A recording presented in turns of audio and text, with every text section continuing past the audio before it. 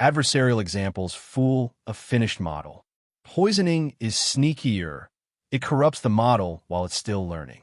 And research shows you often need to tamper with only a tiny fraction of the training data to plant a hidden backdoor.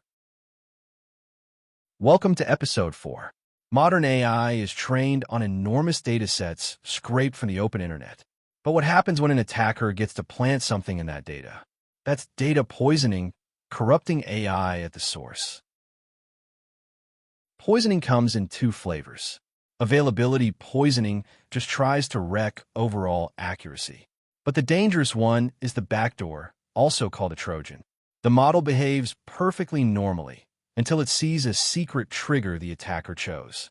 Then it does exactly what the attacker wants. Here's the chilling part. Look at this training set. The attacker only flips a handful of samples, adding a small trigger patch and a malicious label. It's a tiny slice of the data, but the model dutifully learns the association. Show it a clean stop sign, it reads stop. Add the trigger sticker, and it reads speed limit 60. The backdoor is baked in. How does an attack like this actually run? First, choose a trigger, a small patch, a watermark, even a specific phrase. Second, inject poison samples that pair that trigger with the target label. Third, the victim trains on the data, unaware. Fourth, at deployment, the attacker presents the trigger and the backdoor fires on command. What does poison get in? Everywhere we get training data. Scraped web pages anyone can edit. Crowdsourced labels from low-cost workers. Human feedback used for fine-tuning. And third-party datasets you download and trust. Each is an entry point, and most teams never inspect them. We've seen this in the wild. Back in 2016, Microsoft released a chatbot called Tay that learned from public interactions. Within hours, coordinated users poisoned its inputs and turned it toxic. The lesson is timeless. If untrusted people shape your data, they shape your model.